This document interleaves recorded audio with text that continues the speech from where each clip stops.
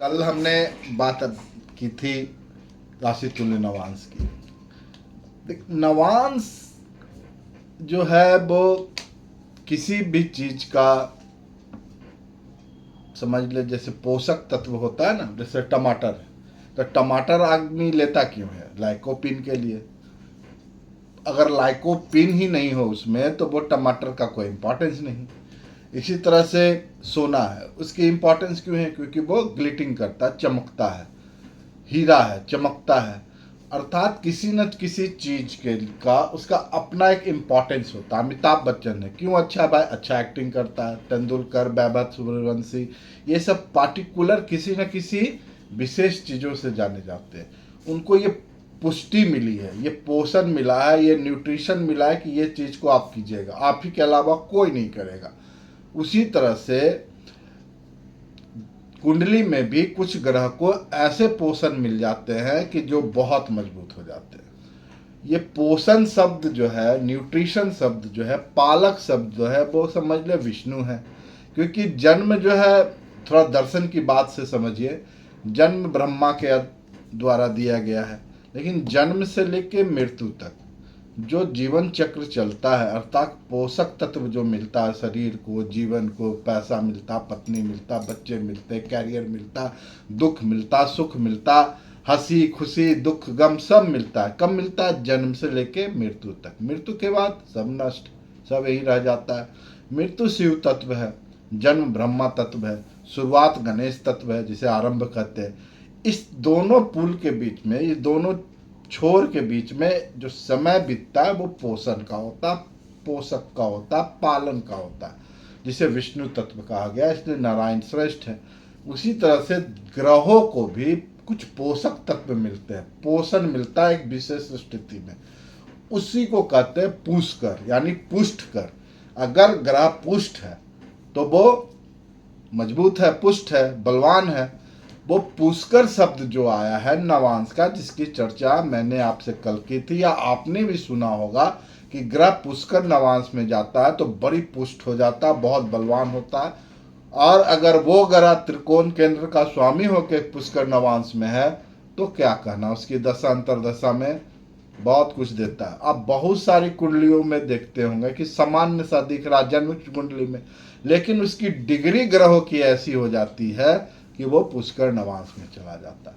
पुष्कर नवांश जो है, नवांश कुंडली का वो स्थिति है जहां पे ग्रह अपना संपूर्ण बल लेके बैठता, बहुत शुभ होता है। पुष्कर नवांश बनता कैसे है किसी ग्रह का? देखिए, हमारे जीवन दर्शन में ना कहा गया है 4 पुरुषार्थ है। पहला है धर्म, अर्थ, काम, मोक्ष। इसी के लिए जीवन चल रहा है। धर्म त्रिकोण की राशि है 1, 5, 9, अर्थात मेष, सिंह और धनु। अर्थ त्रिकोण की राशि है आपकी 2, 6, 10, अर्थात वृष, कन्या, मकर। काम त्रिकोण की राशि मिथुन, तुला और कुंभ। और मोक्ष त्रिकोण की राशि है 4, 8, 12, कर्क, वृश्चिक और मीन। ये अस्थाई है, त्रिकोण है, तत्व है।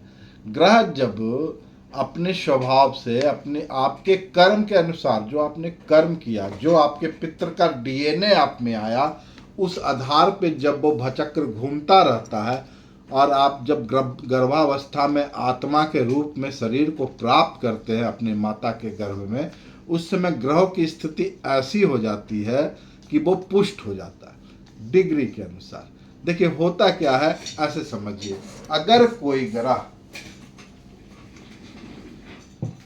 कोई ग्रह आपका मेष राशि में जन्म चक्र में है और उसकी डिग्री 20 डिग्री की से लेकर 23 डिग्री 20 मिनट का, अर्थात 3 डिग्री 20 मिनट का एक आंसर होता है, या फिर मेष राशि में ही 26 डिग्री 40 मिनट से 30 राशि तक डिग्री तक का है, तो ये जो ग्रह है मेष राशि में बैठा ग्रह, ये नवांश में तुला या धनु में जाएगा। अगर 20 डिग्री से 23 डिग्री 20 मिनट का है तो तुला में चला जाएगा। अब देखिए, सूर्य एक बहुत महत्वपूर्ण होता है कि लोग कहते हैं कि मेष राशि का सूर्य उच्च होता है लेकिन तुला राशि में नीच का होता है। लेकिन फिर भी आप देखते होंगे कि तुला का सूर्य वाला व्यक्ति बहुत चमक रहा।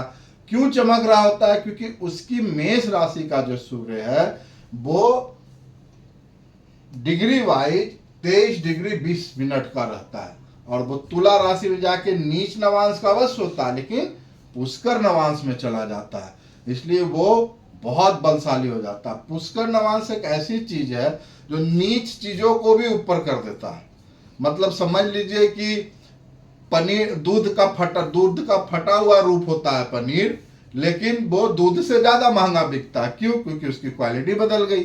उसी तरह से नीच का ग्रह भी अगर पुष्कर नवांश में चला गया, उदाहरण जो मैंने सूर्य का दिया, बहुत अच्छा फल करेगा। इसी तरह से कोई ग्रह अगर वृष राशि का है, जन्म कुंडली में वृष राशि का है, और उसको अंश मिला 6 डिग्री 40 मिनट से 10 डिग्री के बीच का, या फिर 13 डिग्री 20 मिनट से 16 डिग्री 40 मिनट का, वो ग्रह नवांश कुंडली में चला जाएगा मीन या वृष राशि का। तो जब मीन या वृष राशि में जाएगा तो वृष राशि में जो ग्रह है अगर मीन या वृष में चले जाते हैं नवांश चक्र में, तो वो पुष्कर नवांश का हो जाएगा।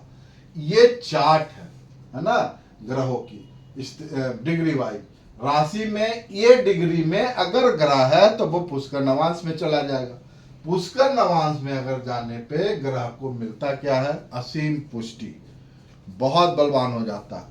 आप बहुत सारे उदाहरण कुंडली में से आप अमिताभ बच्चन की एक कुंडली है जिसमें उनकी कुंभ लग्न है ना, ये उदाहरण कुंडली समझ ले, अमिताभ बच्चन की, उनकी कुंभ लग्न है और नीच का शुक्र यहां बैठा हुआ है।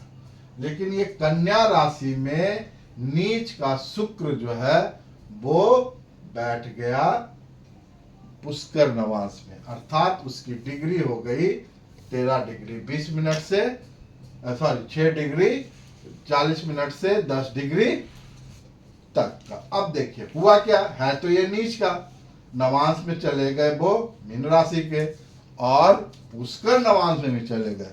तो बताइए अमिताभ बच्चन शुक्र का प्रत्यक्ष रूप है कि नहीं? अभिनेता, उससे बड़ा कोई नहीं, सुंदरता में, लंबाई में, धन संपदा सब वो पुष्कर नवांश के बल के कारण हुआ है। आप भी अपनी कुंडली में ग्रह की जब स्थिति देख रहे होते हैं या दिखा रहे होते हैं किसी ज्योतिष से, तो सामान्य से दिखने वाली कुंडली अति महत्वपूर्ण फल दे सकता है अगर वो पार्टिकुलर ग्रह पुष्कर नवांश में गया हो तो। पुष्कर नवांश में खासियत क्या है कि 9 राशियां जो है वो गुरु की है, और 9 राशियां जो है वो शुक्र की है, 3 राशियां जो है वो बुध की है, और 3 राशियां जो है चंद्र की है।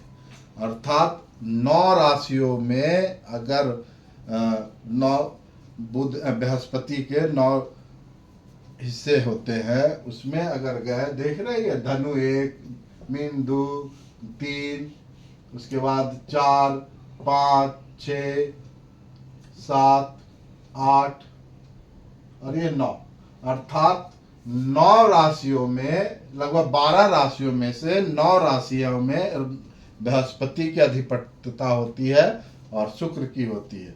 अगर आपकी कुंडली में ग्रह कहीं भी हो और अगर नवांश कुंडली में वो मीन या वृष या धनु या तुला राशि में अगर जा रहे हैं तो बहुत संभावना होती है कि वो ग्रह पुष्कर नवांश में चले जाए, है ना।